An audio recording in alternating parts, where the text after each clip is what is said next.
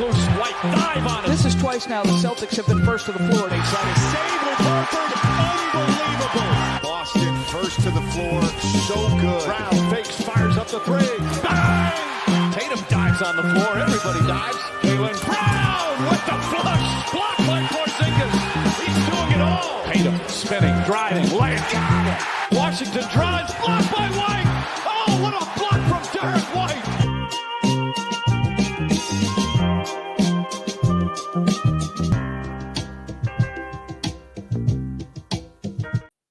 Welcome in, First to the Floor podcast. Ben Vallis here, along with Wayne Spooney and Jake Eisenberg. Thank you for joining us. Hope you're doing well tonight. It's the Leap Candidacy Draft. You can play along in the comments at home if you're joining us here live on YouTube. But essentially, which Celtics are most poised for a developmental leap this year? But first, Spooney, Jake, there have been a few smatterings of news in the past 24 hours. Maybe we should get to that first. But first, before that, how are you guys? It's good. It's official, baby. The team has been torn down. Jrue Holiday's gone. Apparently his physicals are not so good. About as good as mine. Yeah, about as good as all of three of ours, potentially. How are you, Spoony? I'm doing good, man. My wife bought me this new Celtics shirt. Hey. Oh, yes. So we're rocking that for the pod. Let's go. Doing great, summertime.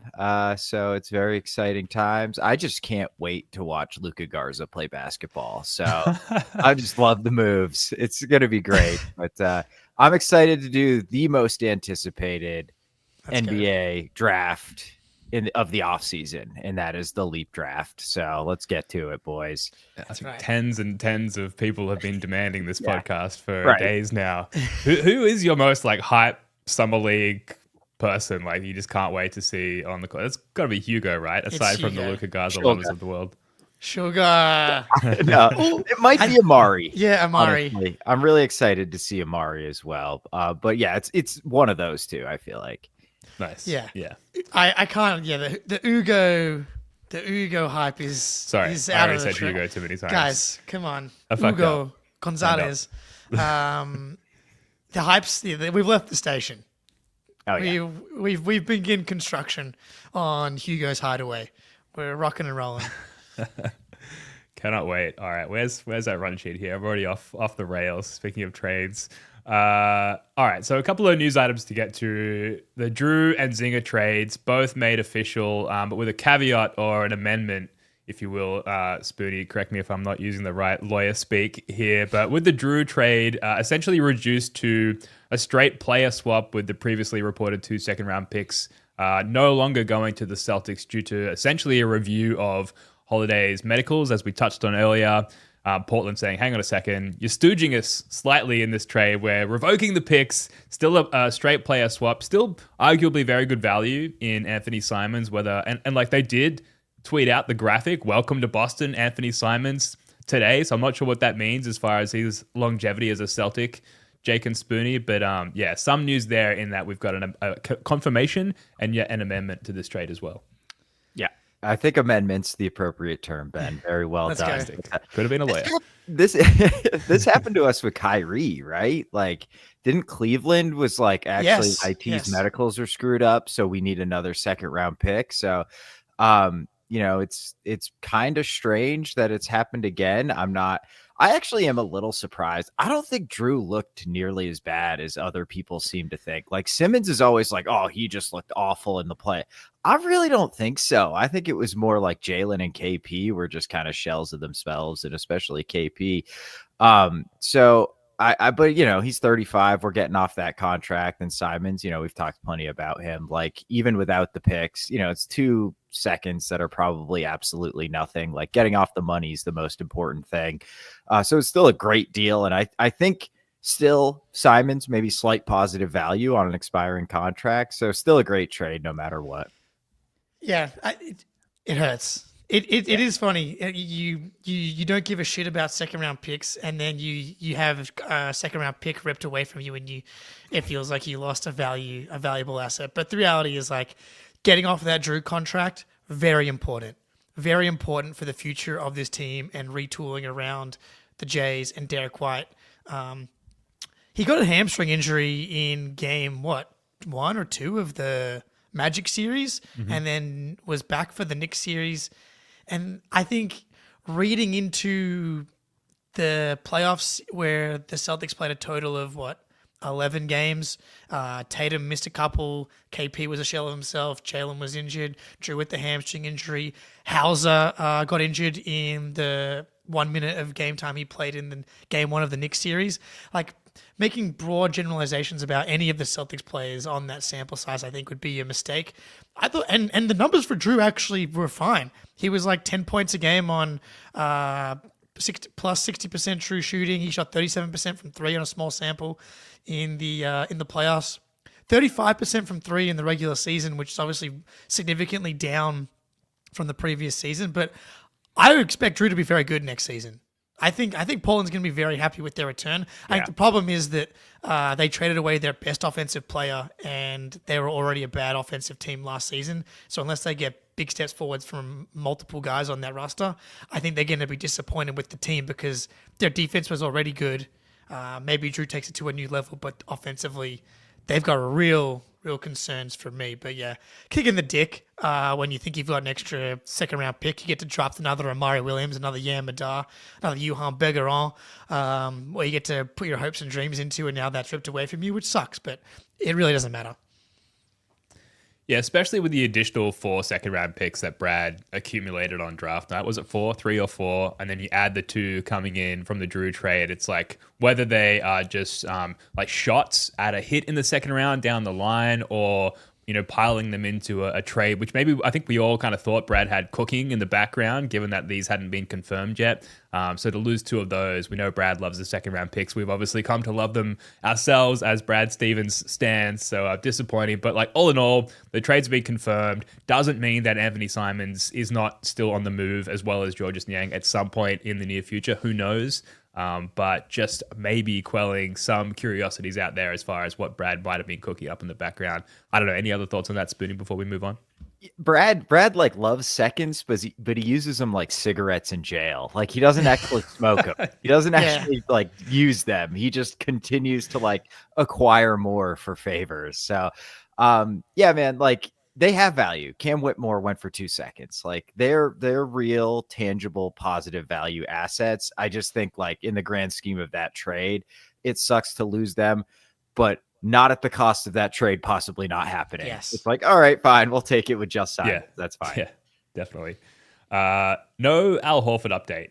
Moving on to some more news. Himmelsbach had the tweet, Al Horford continues to mull over options, including retirement, with no decision imminent. And then separately, the Celtics continue to explore trades with no deal imminent either. Jake, nothing is imminent in this world.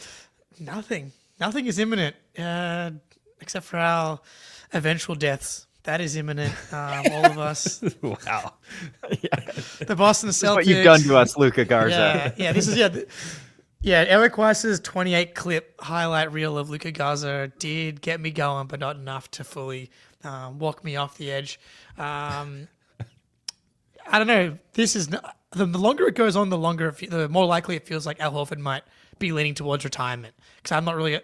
Because we would have seen a report that like he's waiting for the Kuminga deal for them to be able to do that. Because I'm assuming it's going to be a minimum for that deal, but we haven't seen that reporting. All we've seen every day is a new. It's not even a report; it's just people regurgitating that they think that Horford's going to Golden State. But the longer that it goes on, the more I wonder if he's just going to retire, or he's wondering like is he just double checking the Celtics are going to suck? Is he like? And I think they are going to suck. I don't know. We'll talk about it in the draft here because we had some over-unders come out in the betting markets, which were somewhat surprising. But nothing is imminent.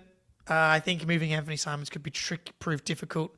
But yeah, for now, we still have Al Horford. He's more a Celtic than not a Celtic still for now. No funeral episodes for Al Horford have had to occur, which is nice, and we will do that when we are forced to, if necessary. Yeah, it's weird the reporting about Kuminga is not out there because I assume Golden State's telling him like if we can get off Kuminga, if we can figure out a way, to move him without taking back too much money, we'll have access to the mini mid-level and we'll give you a slice of that and give you more than a minimum. But yeah, you're right. Like that is not out there like at all. So hopefully he just retires and comes back next year. Yeah, that'd be great. So I don't know. Do you think the Kemba Walker thing is like in his back of his head where like Kyrie left and then we traded for Kemba and Al went to Philly and he was like, shit, if I knew they had Kemba, I would have stayed in Boston. Yeah, I do think that. I think a lot of that's playing on his mind. Like last time leaving was a disaster for him, besides the fact that he got paid over $100 million to do it. And coming back was like the best thing that ever happened to him. So, and like he just had his 6th kid. Moving is like all these kids would be a fucking nightmare. Obviously, when you have earned over $300 million or whatever it is, like the costs and ease of moving is simplified to an extent, but like the emotional turmoil of moving Ian Horford from Boston is a real thing. As someone that moved countries when I was 13, 14, like it's a fucking shit show of an experience to go through as a family. And so, and he's like, fuck, am I really going to go to Golden State where we probably won't win a title? I don't know. I'm sure, and there's no rush for him. So it's just like enjoying the summer, cruising. We'll see where we go. Singapore, Derek, in the chat for those playing along at home. Is there like some sort of sign and trade possibility here where like he's waiting on Brad to cook up something so we can get some sort of asset back for Al Horford? What, a parting gift from Horford, if you will? Ben's just waking up every morning. Brad's got something for us, please. He's got. Is that not how you live your lives? So am I alone? Folks in the chat. I don't think there's much coming. I don't know when the last time someone signed a veterans minimum sign and trade, Spoonie. It doesn't ring a bell, to be honest with you. I'm pretty resigned to this, frankly, at this point. Yeah. The only thing I think might happen is we dump Simon's salary, which would suck because I'm not a huge Simons guy. He's gonna be fun as hell to watch next year, though. And like I suspect if there's a move out there, it's not a sign and trade of Al Horford for these 2nd-round picks that Portland just screwed us out of. But that would be great if Al's like, I'll only do it if you give something to Boston. Like, show us some loyalty, Al. He's probably got more leverage than any other like 39-year-old vet has had ever in the league, except for, that's pretty much it. Rattle through these last couple of news items. Okay. LeBron. I'm surprised you said LeBron of all people, Spoonie. But let's rattle through these final other news items very quickly before we get to the ad break. But Dame, no real news there as far as I'm concerned. Beal looking like maybe a buyout, potentially heading to the Clippers, which like I guess it's the year of like crippling buyouts for various teams in the league, guys. But it looks like Beal going to the Clippers. I'm not high on Beal at all. I felt like his value and his ability to contribute as a productive player like clearly fell off. Maybe it was to do with his attitude towards the Phoenix situation last year, but he was completely ineffective last year in what I could see. So I don't see him really being a needle mover for anyone at this point. I think he can be. It all depends on if he buys in. One, he doesn't play enough games now. He's still a good scorer, like 17 points per game on good efficiency last season. But it's so funny scoring efficiency. That using Phoenix as an example for why it's overrated. All three of Booker, Kevin Durant, and Bradley Beal all had fantastic efficiency and scoring numbers last year, and it couldn't have mattered less. So just a reminder that there's more to basketball than being able to put the ball in the basket efficiently. But he doesn't make sense for Boston unless it's a 2-year guaranteed deal. Because what's the point of him coming for one season and then leaving and maybe helping us win 5 extra games when we don't really want to? It doesn't make any sense to me. The Dame one makes more sense because he's not going to play next season. I think, but like the Bucks desperately need Bradley Beal. Their only ball handler that's not Giannis is Kevin Porter Jr. Who's going to play some point forward? Yeah, man. The buy-in to me is what is holding Beal back from, I think, being like a legitimate piece. If you could convince him to be a 6th man and actually embrace that role and be like, actually play hard for 25 minutes and you'll get all the shots you want while you're out there. I think he would be really good in that role. I just don't think he's interested in that. Like, and I'm not even sure he's one of those guys who's still convinced he's really good. I think he's just not like a basketball psycho like a lot of these dudes. Like he just got his money. He's sort of like Aiton-y in that way. I'm totally speculating. I don't know the guy, and he's had a lot of injuries, so that's obviously going to have an impact. But short of like a season or two in Washington when he was the second banana and probably led those teams in shots, now that I think about it, because Wall wasn't like a huge high volume scorer, he's never really been on successful teams ever. And I think that's kind of a red flag for Bradley Beal. So the Clippers and the Bucks need him. I just like, if you are so desperate for Bradley Beal, like that's just such evidence of your larger problems, to the point where like Bradley Beal is not going to fix your problems. And he's probably going to want to take more shots than Giannis anyway. So who knows? But yeah, man, that's like, what a disaster trade for Phoenix. They're a mess, but I think they're smart to just like move on and get this era over with.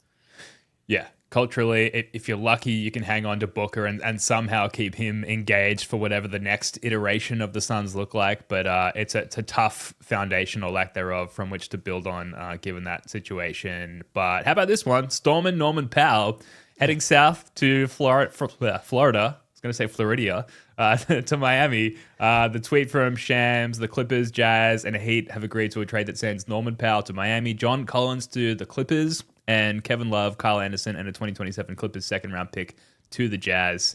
Little bit of a shuffling of the deck out west there. Jake, who's the winner of this trade? Danny Ainge is washed out of his mind. That's all I know. I don't know what he's doing between the Sexton trade to the Hornets and attaching a pick, and trading for Kevin Love and Kyle Anderson and a 27 second-round pick. The Heat won this trade. Great trade for them. They gave up effectively nothing and got Norm Powell, who they just like desperately needed another good offensive player. They're typically have been pretty good defensively with Spo, and then just like really struggling offensively, especially with Jimmy leaving. Like that's been their biggest problem, has been being able to generate some sort of consistent offense. And Norm Powell, I really like Norm Powell. He's probably a little bit overpaid, and we might need to extend him here. But for next season, and for Celtics fans, if you're in the stealth tank camp, this is good, because the Heat are in the Celtics range of teams where I think they're going to be. And Norm Powell, I think, is going to make them significantly better than if they had kept Kevin Love and Kyle Anderson. Sure, that's fair. Yeah, definitely. Norm Powell's really good. Like, I mean, he averaged an efficient like 25 last year. They really, I think, just need sort of a shooting wing that can sort of defend his position, and Powell's that for sure. I'm really interested to see what Collins does in LA though, because there's a player there. I don't know how good that player is. And he's been on, laughing stock teams for a while now. So, and he always sort of was iffy whether he truly contributed to winning or not on Atlanta. But like theoretically, he fits really nice next to Zubac and Brook Lopez, and they really need a big wing. It's like Batum is their only other big wing, essentially, who you can really trust. So they needed that position really, really bad. And if he kind of figures it out, the shot sticks around, and he like tries on defense again, like it could be, I think, a win-win for the Heat and the Clippers. Obviously, Utah, I guess it's just to get off money.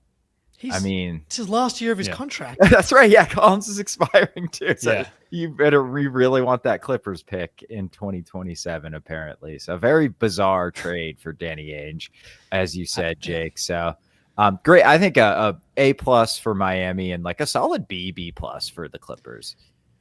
I'm going to be vindicated. I said I wanted to. One of my Porzingis trades was John Collins for Porzingis. Everybody laughed in my face, and you watch. He's going to be on a good team now. He's going to be catching lobs and knocking down threes and grabbing rebounds. Not a perfect player, overpaid, but plays, which is important. Yeah. I had to glance at it again to make sure that it was a second-round pick that was going back to the Jazz. Yeah. Like, not by any means a haul. I get it from the positional rebalancing perspective from the Clippers, and like, can you like rediscover that Atlanta prime John Collins aspect of John Collins there? For the Clippers, I don't know if they'll miss Norman Powell. Like if Kawhi goes down or James Harden, who's just re-signed but is aging, goes down, one of their predominant scorers, are they going to miss Norman Powell as far as like being able to plug that gap? I think potentially. And really, I don't see him being like a long-term needle mover in Miami. Like it's like, holy shit, like they've acquired Norman Powell. Look out. So, and they're going to have to pay him next year as well. So I don't fully get it from the Miami perspective as well, other than they didn't really have to give up anything to get him. So not really a big deal. Anything else on that before we move on? Let's move on. All right, let's get to this draft. But first, a quick word from our friends over at Prize Picks. That's right. It's Prize Picks time, and it's Summer League time, baby. Red Soxers, I think they're turning it around a little bit, so you can dabble over there if you'd like to as well. But let's focus on the real stuff. Amari Williams plays basketball soon. Summer League, Prize Picks, the real sickos are here to party. VJ Edgecombe, more on points maybe, as he outduels Ace Bailey.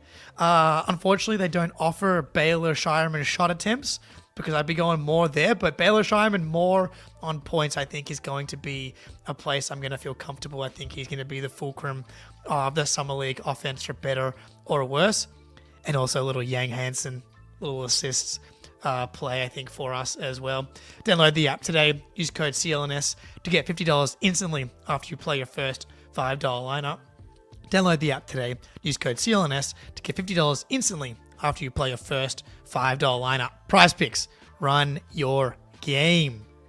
Yep. Shout out Prize Picks, a fun way to enhance your hoops or general sports viewing experience. And of course, shout out the CLNS Media Network for presenting the First to the Floor YouTube show and audio podcast. Definitely subscribe to both of those things, especially the audio podcast. I think we've had a lot of the audience move over here to YouTube, which has been great. Would love to see some of that love shown to the audio show as well. So do us a solid, go subscribe, leave a 5-star rating and review on Apple Podcasts or a comment on Spotify. If you can, we'd much appreciate it. Now, the Leap candidacy draft, some real sicko nerdy shit, perfect for this juncture of the offseason. Between, obviously, blockbuster Brad Stevens trades, we've got a bit of a lull here where we can do something like this. We've pre-generated the draft order, and of course, if you've been watching the show for long enough, you'll know I don't do snake drafts on the show, so it will be a straight up draft. But let's get to the draft order very quickly here. I've pre-recorded this high-tech, well-produced video here. You can see the names being input plus a placeholder. We've got Jake first, Ben second, and Spoonie third. Apologies, Spoonie. Let's go. Jake, I put it over to you. Let's get the sound effects going.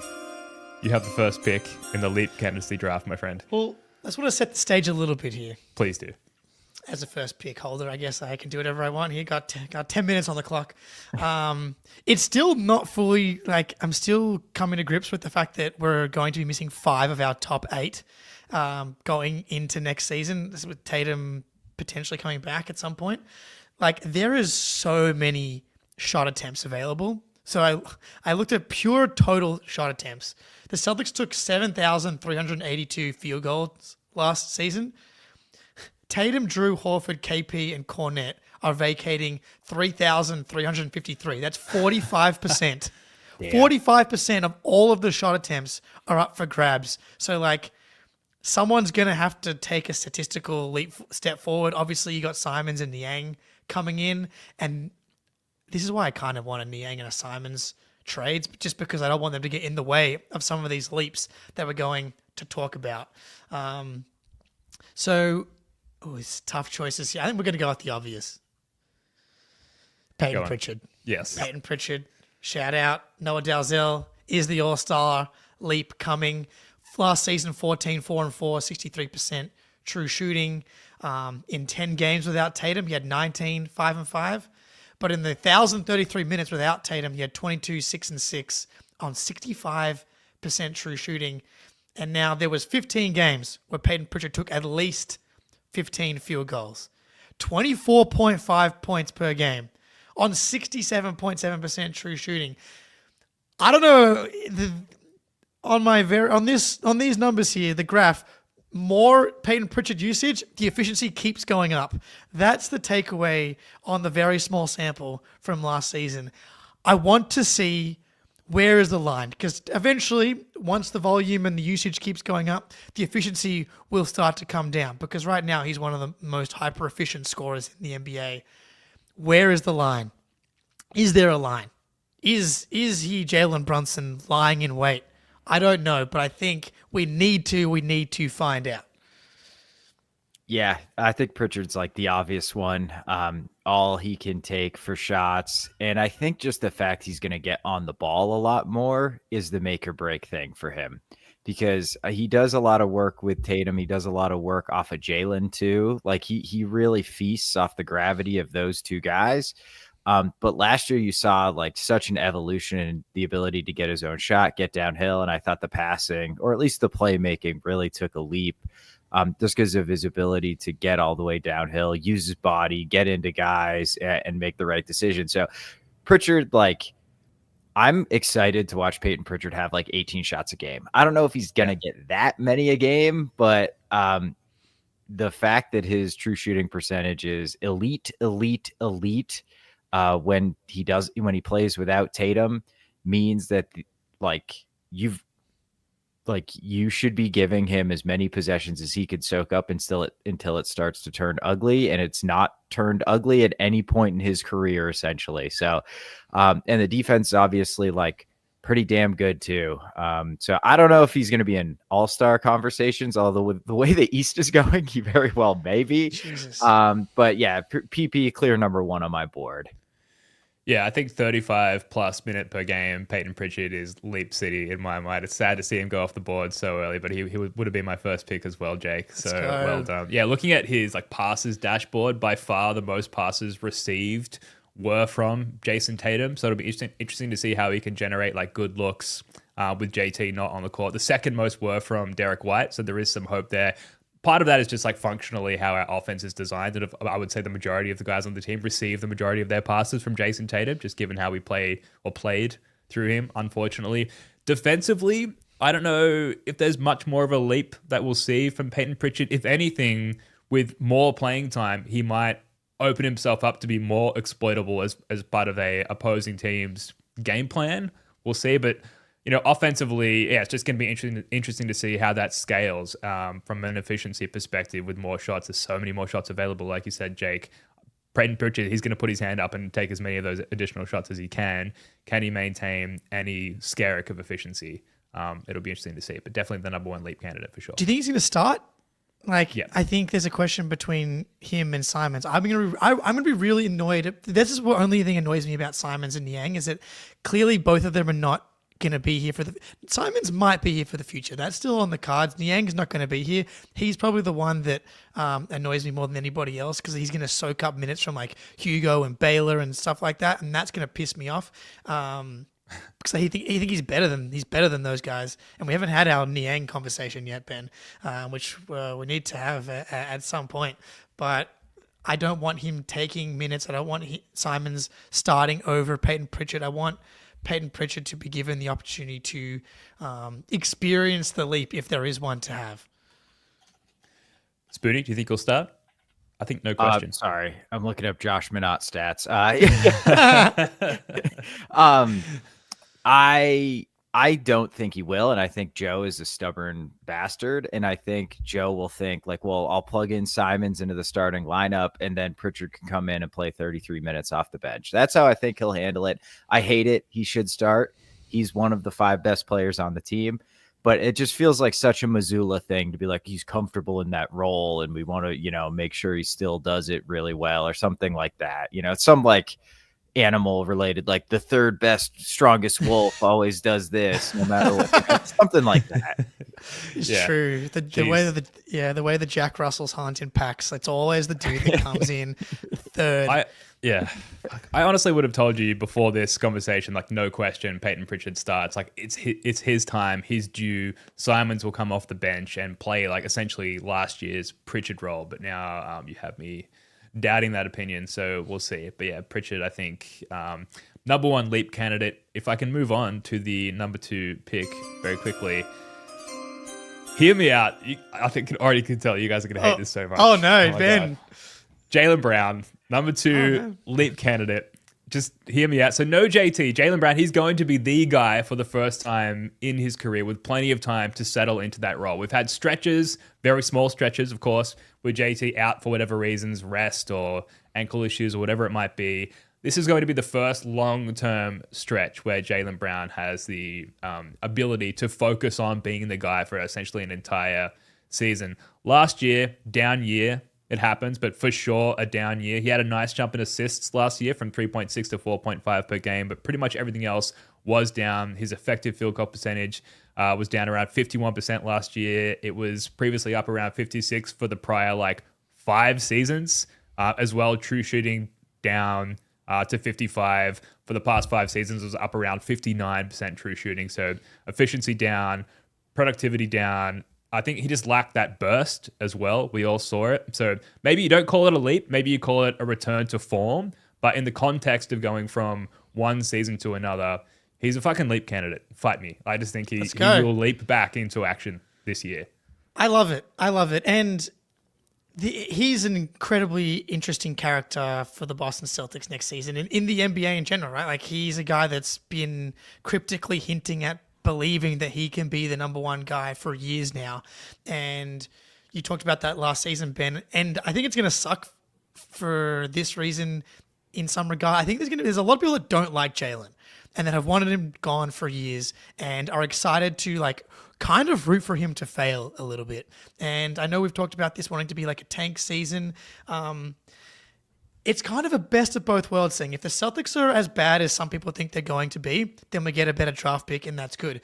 If I saw an over-under yesterday that Steven posted in the Discord. The Celtics have come in at 43.5, which is higher than I would have had them, and that puts them in that 6-7 range in the Eastern Conference. And if they go over that, it's going to because Jaylen Brown is having this leap that you're talking about, and Payton Pritchard has some sort of leap. And maybe Luka Gonzalez isn't as bad as we think he's going to be. But people have used that season, last season, as a reason to point to as to why it's going to be a disaster. And last season without Tatum, the numbers, efficiency-wise, I think they dipped almost down to 53% true shooting with Tatum off the court and Jaylen on the court. But last 4 seasons, it's actually kind of crazy. Last 4 seasons, including the playoffs, there's been 27 games where Jaylen has played and Tatum hasn't, which is kind of just speaks to how healthy Tatum has been over his career. Don't even need to knock on wood because he's already injured. Sadly, rest in peace. Get well soon. But only a 27 game sample size, but still pretty solid. 27 games, 28, 8-5 on 51, 32, 76. That's 58% true shooting, right smack bang league average across 4 seasons, 3.9 turnovers per game, not ideal. And I looked at this last 4 seasons because we're not just losing Tatum. So Jaylen on, Tatum, Horford, Jrue, Porzingis off, 1,047 minutes total, 4.17 net rating. So Jaylen on the court, Tatum gone, Horford gone, Jrue gone, Porzingis gone, still a 4 net rating, solid. And it's very similar when you do it Tatum, Horford, Jrue, and Luke Cornett. The numbers over the past 4 seasons are not as bad as people want to look at. If you just look at last season, I'm skeptical at there's going to be some growing pains for an entire season of Jaylen having to do this. But I think I'm with you, Ben, whether or not, it bears out in season-long numbers, but I do think it's very possible that by the end of the season, we're Jaylen improved as a decision-maker and as a ball handler, as a number one option, and found ways to be effective and be more of an engine offensively. I'm also open to the idea that it goes badly as well. It feels like there's a wide range of outcomes when it comes to Jaylen, but I'm happy betting on a dude that's gotten better every season of his career. Yeah, man, I think Jaylen's a perfectly acceptable leap candidate. To me, the biggest thing to show he's taken a leap next year for me will be the turnovers coming down, or the turnovers remaining the same with him having this big uptick in ball handling. Because maybe the assists jump a tiny bit, but if we keep scaling up and the turnovers remain the same, it's going to get ugly. That 4 number you just said, Jake, does not surprise me. And you can kind of submarine your offense if your primary ball handlers turn it over 6 times a game. So yeah. And I don't think he's going to do that. And I think Joe will do a very good job. Like, look, you still got Derek White. You still got Pritchard. You got Simons if he's around. Like, Garza can kind of, I don't know, handle the balls, maybe not the right word, but he can kind of run DHOs and stuff. So I think he'll do a good job of getting Jaylen into spots where it's not like, here's the ball, attack a set defense. And I think just from a hierarchy standpoint, it allows Jaylen to settle into like, I'm the top dog. Like, I can look for these specific shots. I don't have to worry about deferring to anybody. And I think he'll get comfortable in that role. And I think Jaylen will have the best season of his career. I definitely, yeah, I think he will. I mean, he's going to have by far the most opportunities he's ever had. And I just don't think he's going to completely flounder and look bad. Like, he's just too good for that to happen, essentially. If he's healthy and good to go, Ben, jump in. I've got a turnover question to throw to you both. I was just going to say, inject that into my fucking veins and move on. But what do you got for us, Jake? Well, so 3.9 was the number I just gave you there. So last season, Trae Young led the NBA in turnovers per game at 4.7 per game. Cade Cunningham was 4.4. Harden was 4.3. Like, you can survive it to an extent. There's obviously going to be a tipping point. So, like, if I gave you that number, 3.9 turnovers per game, do you think that would be a win? Like, I think if you can keep the turnovers under 4, that would be a huge win. Because, like, Harden 4.3, LeBron was 3.7, Luka was 3.6 last season. Like, if he's going to have the ball a lot, I mean, like, I think getting under 4 would be a win. I think the difference is all those guys are much better passers than Jaylen. So it's like the give and the take there. If his passing takes another jump and it's up over 5 assists a game, I'm totally happy with four turnovers. If it just takes a little jump or it's just kind of minutes related bump in assists, I don't know, man. Like, I'll have to see it. But I think if you were like, I'll give you 3-point assists per game right now, or turnovers per game, and you know nothing else about what's about to happen, I would take it. 100%. Yeah, I think that's fair. I would also say none of those guys you mentioned have Derek White, and I think you would like to think Derek White is taking some of the table-setting onus off Jaylen Brown as well, and hopefully keeping that turnover number lower than 4 or lower than 3.9 even. But I think given what we've seen from Jaylen and given what we expect for him to have to do this year, 3.9 is acceptable. Yeah, Love for it. sure. Oh, man. Spoonie, I'm you're excited up. to see it. Alrighty. Okay. I'm going to go with Sam Hauser. Oh, All right. So here's Sam Hauser's 3-point attempts per game over his career: 1.7, 4.2, 5.9, 5.6. Here's 3-point percentage: 43, 42, 42, 41.5. It does not matter how many threes Sam Hauser takes per game. He shoots 42% on them. So presumably he's going to get way more minutes. He averaged 22 a game these last 2 seasons. If he's up around 8, 9, 10 threes a game, I'm very confident he's going to shoot 42% on his threes, or damn close to 42%. So if you just continually scaling him up, he is that level of shooter. Like, I think he could jump up to 11, 12 points a game. And when he's out there more, he's going to get more comfortable handling the ball. We're going to get a lot more Samelos. And he just wasn't real healthy this season. He was just battling the back for a lot of this year. I think a full off season of Sam to get healthy, a much bigger role, although the Niang thing, like, that is a complication, I will fully admit, because they essentially are like very, very similar players. And Niang does some stuff that Sam does not. But I think Hauser will be able to spread his wings a little bit on the offensive side of the ball, and his volume's just going to increase. And if there's one dude in the NBA I'm confident can increase his 3-point volume and continue to be as efficient from 3 as he has been his entire career, it is Sam Hauser. The man has perfected shooting. So I think, like, if you get Hauser up to 11, 12 points a game and you chip in a couple extra rebounds, like 12 and 5, 12 and 6, like, that's pretty damn good. And I think would qualify as a leap for Sammy boy. Go ahead, Ben.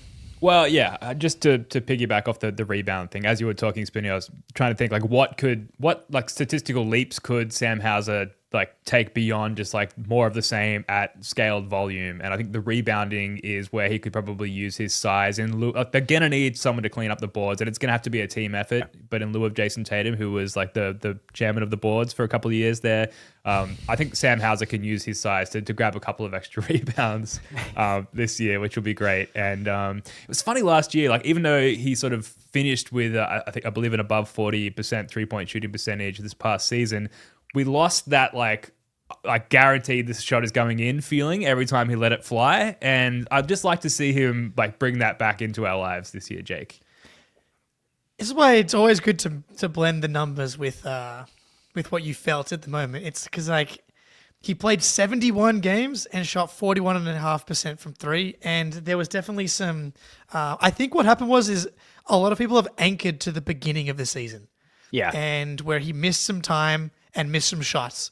And then basically from then on, he wasn't quite as good defensively last season, but that was true of like the whole team. And I think that can kind of bleed across from player to player.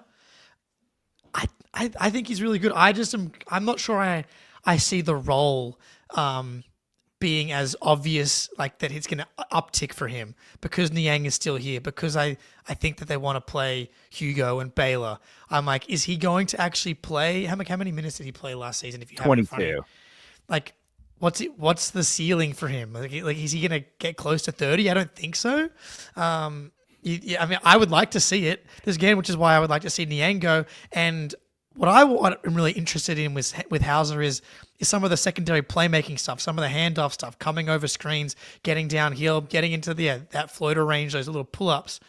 That's the stuff that I want to see more of from him. And again, a dude that I can see being here long-term. So I want to get below the surface of what he's done so far in his career. He's established himself as an elite 3-and-D elite shooter and a solid defensive player with some good rebounding chops. I want to see what else there is to his game. Like this is the season to uncover some stuff in Pritchard and Jalen and Hauser's game. Guys that you think are going to be here long term. And I really want to see that from Hauser. Yeah, man, I think we're over the second apron right now. So I'm kind of operating under the assumption Niang or Simons are gone. And it might be Hauser, and this is going to be a very terrible draft pick. I expect to get an F if we trade in the draft grades. If we trade Hauser, might leap onto another roster. Yeah, right. But we're gonna cut more money, and I think it'll be Simons or Niang, which I think like we want to play Baylor, we want to play Hugo, maybe we want to play Jordan Walsh, but push come to shove, like other than Jaylen Brown, Sam Hauser's the best forward on the roster. Yep. And he's going to play. I think he's going to play a lot of 4. So like if Niang is here, again, complicates things quite a bit. And this is probably a pretty bad draft pick, but I'm assuming Niang's gone. And I think that opens up like 30 minutes a night for Hauser. Like I think Joe will ease in, maybe not Baylor, but he will definitely ease in Hugo, and Walshy, and like make those guys earn those minutes with like small cameos to start the season, I think. And I think Sam is like nailed on if Niang's gone. Yeah. And I just looked at the splits there because I see people in the chat as well being like, it didn't feel like he shot that well. So 27% in October, 35% in November, and then 43, 46% in February, 44.4% in April. It was literally that first like stretch of the season where he was injured and missing shots, and then he was just bang straight back to being normal. Yeah, well, here's me saying it didn't feel like, but it was obviously incredible. Maybe not so much in the playoffs, but again, that goes back to there were some health issues early on in that Magic series as well. The Magic really threw us around there, unfortunately. But yeah, we're going to need a lot from Sam Hauser this year, but he's just, I think, so much more valuable league-wide than Georges Niang. And I know I've kind of like self-documented myself as not a Niang hater. I'll call myself a Niang detractor. And so it's just going to be we have to get off this money, and the Hauser is just going to be much easier to move than Georges Niang at this point in both of their careers, I think. But hopefully, if anyone can find a way, it's our Lord and Savior, Brad Stevens, to keep Sam Hauser on the team. Before we move on to the next pick, Spoonie, if you've got it there, I think we should get to a read for our friends over at Game Time. It's summertime. There are hundreds of amazing events going on all over the country. Later this month, I will be meeting my best friend of Chicago to see Everton play some mediocre football just 8 rows from the field. I cannot wait to watch long balls from Jordan Pickford bounce to the opposing team for 90 minutes. It's going to be electric. You know how I got in the door, or I will be getting in the door? Game time. It was super easy to get tickets. I just hopped on the app, searched for the game, and I was shown all the available tickets and all the best deals right on my phone. Their curated deals make it even easier to find the best seats at the best prices and last-minute deals on the tickets right up to the start of the event, even an hour after it starts. But maybe my favorite feature is the seat view. It shows you exactly what it looks like from any seat before you buy. So take the guesswork out of buying tickets with Game Time. Download the Game Time app, create an account, and use code CLNS for $20 off your first purchase. Terms apply. Again, create an account, redeem code CLNS for $20 off. Download Game Time today. What time is it? Game Time. Shout out Game Time. Truly wonderful platform. If I want tickets to anything, Jake, I'm sure you're the same. Like, use Game Time, especially those last minute, like, snipe a good deal, get in the building last minute, get yourself a good deal. We'll be back at Summer League next year, essentially a year from now. Game Time is going to be where we pick up all those tickets. So definitely use Game Time, use that code CLNS to get yourself a nice deal there. Jake, I believe it's your pick. Shit. Am I ready? It does feel like there's one other guy for me that I'm like really interested in taking a leap. And maybe we can discuss if other players are even capable of leaping. But Derek White, I don't really feel like he is a leap type of guy. Like, I want, like, similar to what you said before about Jalen, and like he might just play more and so his counting numbers might go up, but I don't know if I see a leap in Derek White's future. But again, similar to Pritchard and Hauser, it's like the efficiency hasn't really dropped off in the time, in the games, in the minutes where he's asked to scale up. And I always remember Game 7 of the Heat series that we lost after coming back from 3-0 where Tatum hurts his ankle. Sorry for the PTSD. And Jalen's just like going full CTE mode. Derek White like almost brought us back in that game. And I remember thinking, Jalen, just let Derek run the show and play your normal role. And I wonder if there is a Derek White leap, if the hierarchy, all of a sudden Derek White just becomes the point guard. And the reason that Jalen's turnovers don't go up, as Ben alluded to earlier, it's because Derek White becomes this higher usage dude who can just run more pick and roll, run more action, run the offense more often. And he's more solid with the ball. He trusts himself. He's basically forced to be more confident and gets into the weird wonky floater range more often, making plays. And the shooting is just insane at this point that like he's going to have the gravity to bend defenses because people have to respect his pull-up three. I wonder if he's just one of those guys that he is so unassuming, but you just ask him to do more and more and more, and he just is able to take more and more and more. And next thing you know, we do have the Derek White All-Star season. I'm not ruling it out, but I'm kind of more expecting just to see like a usage uptick and him to be as solid as previous years Derek White. Yeah, Spoonie, if you had to bet whether or not Derek White will be an all-star this year, which direction are you going in? I would bet he's not because Pritchard took his spot. But I don't know. I haven't really taken I haven't taken stock of kind of where the Eastern Conference has landed. I'm kind of waiting for free agency to end. But like off the top of my head, Trey, Halliburton's out, Brunson, Mitchell, yeah, probably Cade. Garland if he's healthy, Cade. So like that, man, it starts to get like pretty tough. So I would say no. Like I love Derek White. He is awesome. He was in like the 47th percentile, 44th percentile as a pick and roll ball handler last year. It's rare that dudes are not like average efficient pick and roll ball handlers scale up and get considerably more efficient. It happens. Pritchard was in the 100th percentile, by the way, the best pick and roll ball handler in the NBA last year. But so I love Derek. It just feels like at this point in his career, if he could truly scale up into a star role, it would have already happened for him because like he's 30. Whereas like Pritchard a little bit younger, plus I don't know. I don't totally see it with Derek. I just think he's like an amazing third banana, and that's kind of what he's going to be. And like maybe we'll get a slight volume uptick, but I don't expect at the end of next season I'm be like, Derek White, what a leap. He's an all-star. He's a star player now.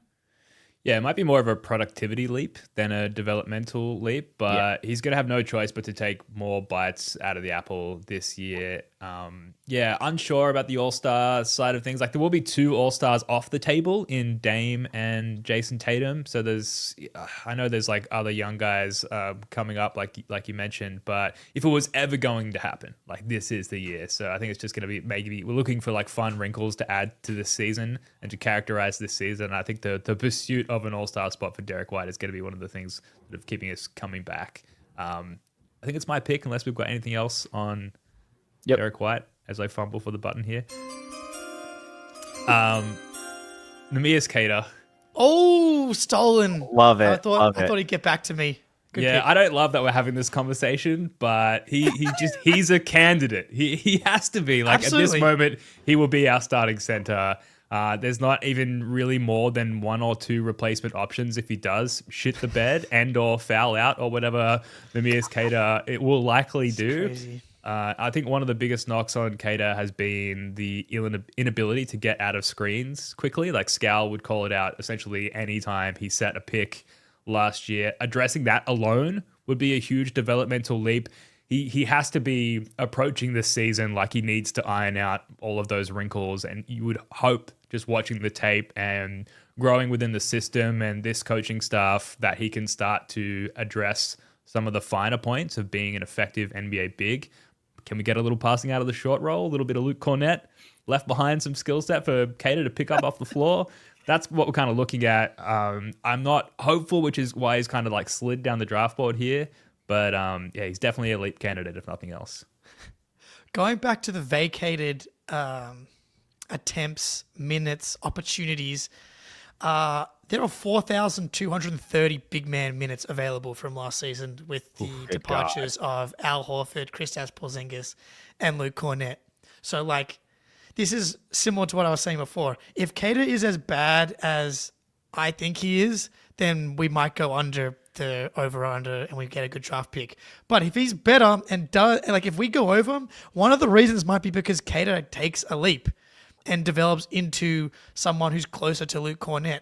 And is it like, do they lean into, like if they start Pritchard, Derek, Jalen, Hauser, and Queta, and is that just a switch everything lineup?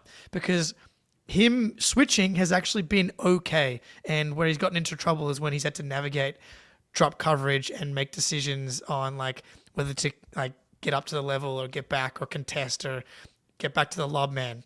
That's when he really struggles. The Golden State Warriors game comes to mind where he was like switching, not effectively every time, but like onto Steph Curry, and like it was the Neemias Queta game of the season, and the Celtics lost that game, I think. But he's going to have the opportunity to do it. Like Tillman's knees, toast. Luka Garza, maybe trash. Maybe he's a leap candidate as well. But like, yeah, if there's going to be a breakout, it feels like it's going to happen next season. He's played in the NBA long enough, and look, he's a development win for the Celtics to take him from where they got him to turn him into a solid 4th big. Great win. Maybe could have even been a good 3rd big. And now he's going to be probably the starter, or like splitting starting minutes with Luka Garza is so insane. It's so insane. Can't not laugh. It's crazy. But yeah, so I think he's definitely a candidate. Do I expect us to get to the end of the season and be like, wow, Brad's done it again? Probably not. But Neemias Queta, this is your time to shine. Long pause. Yeah, what do you got, Speedy? I think, man, just saying Neemias Queta unironically as our starting center is, we won the title last year, man. Like, what has happened? But, okay, 455 minutes without Tatum on the court, 17 and 11 per 75 possessions. All right. Hey. Like, I think the one thing about Queta is I think he could take a statistical leap and actually be hurting the team quite a bit more. So like, I agree. you know what I mean? Like he's going to gobble up rebounds. He's going to get tips and he's going to get dunks and he's going to get stuff out of the dunker spot. It will occasionally get so many missed hook shots.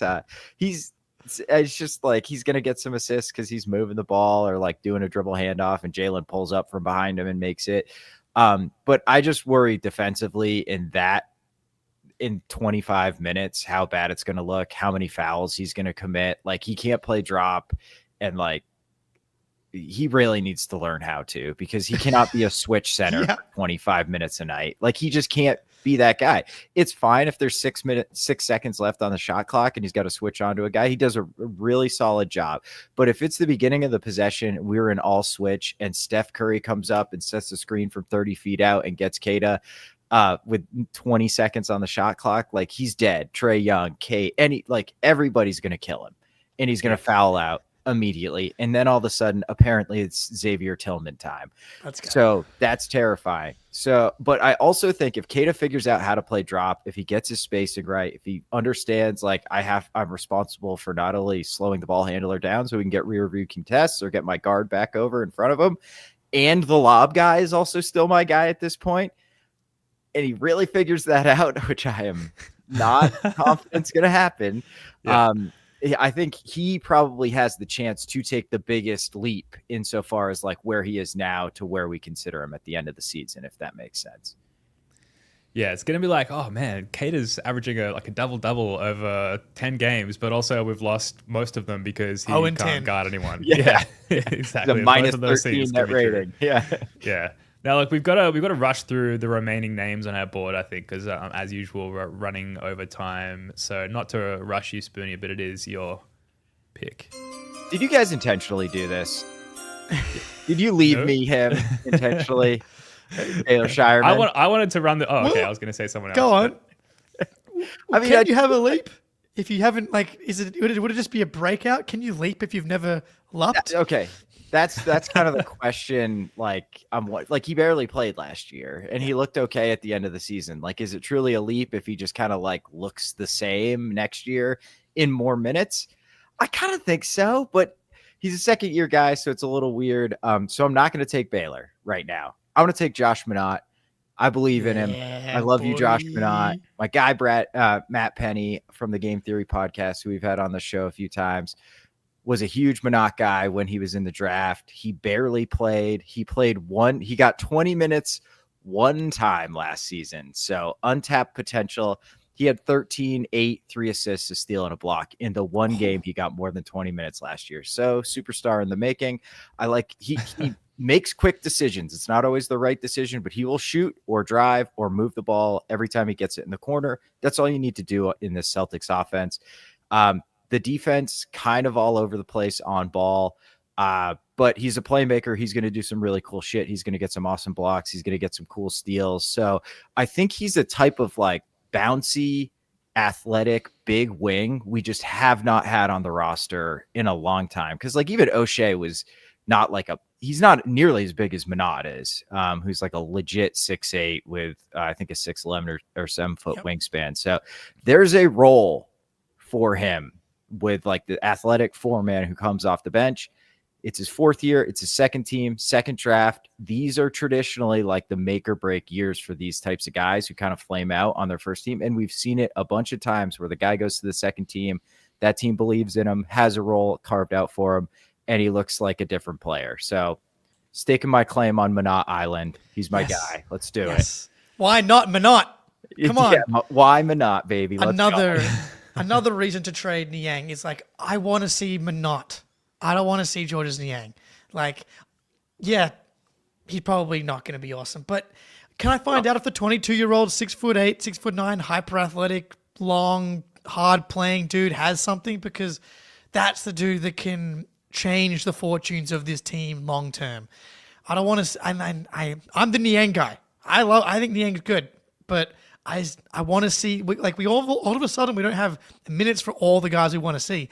Baylor, Minott, Hugo, all three, Walsh. Like there's 4 guys right there I'd rather be giving minutes to just to find out if they're good over Georges Niang at the perimeter spots. I love the fact that he makes quick decisions. The shooting indicators aren't terrible, like 32, 33% over his 3 years. The free throw numbers are like 82%. If all he does is just play hard, be athletic, and just shoot when he's open, we're going to find out if he's got something, and I really want to know. Yeah, if I can make up for my mispronunciation of Hugo earlier, it is Minot, I believe. Hence, why not Minot? I did sufficient research on the pronunciation. I'm quite sure it is Minot. But yeah, 22-year-old athletic freak who's been bursting at the seams for just an ounce of playing time for the last couple of years. Maybe doing a little bit of overkill with athletic freak there, Spoonie. But yeah, he can get up like we've seen in the highlight reel. So definitely a good leap candidate. Got any more for us, Jake, before we wrap this one up? RJ, maybe he's onto something. What if Niang turns out to be the breakout guy? 32-year-old breakout? Hey, why not? Why not Never Niang? too late. Why not Niang? I feel like Jrue Peterson, again, another guy. Damn right. Can we see some Jrue Peterson out there? There he is, Littlefoot. Is he on the Beautiful. roster? I think so. He's not listed on Spot Track.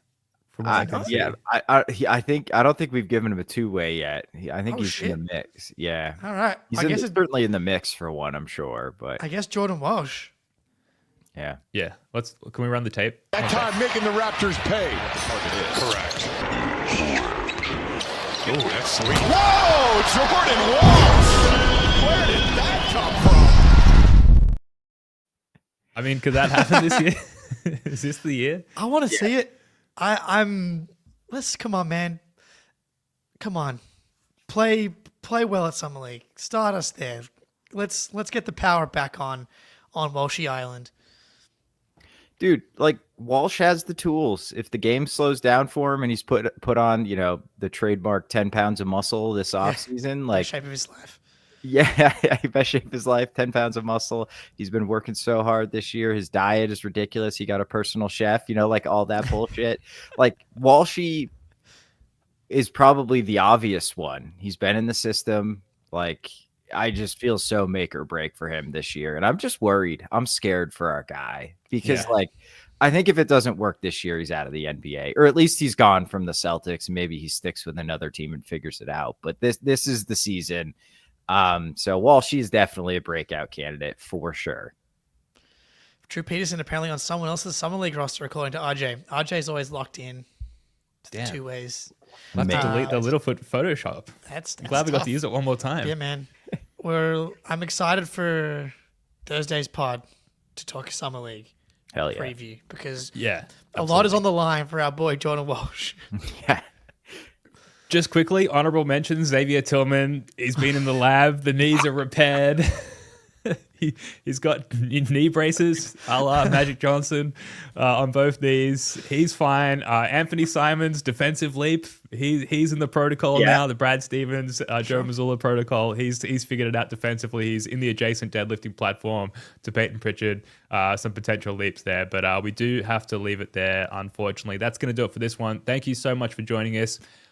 Jake, anything coming up for playback this week? Summer League playback? Well, Friday night, Saturday morning, 6 a.m. Of course, the NBA's put out my first game back. Grizzlies, Celtics, Ugo, Cedric Coward going head to head in the Cox Pavilion.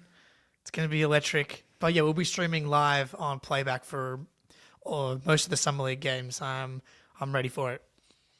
Spoonie, you got anything coming up for Patreon, or are you back to writing, or what's going on with you? I was just going to say, I just started the first thing I've written in about 6 months. So we'll see. Yeah. It's a little rough around the edges. I think I want to send you guys the first 2 paragraphs because it might be a little too harsh. I don't know. We'll see. But I think I might do a Luka Garza breakdown like I did for Minot as well. yes. So I got, a free 40 minutes. What else is there to do?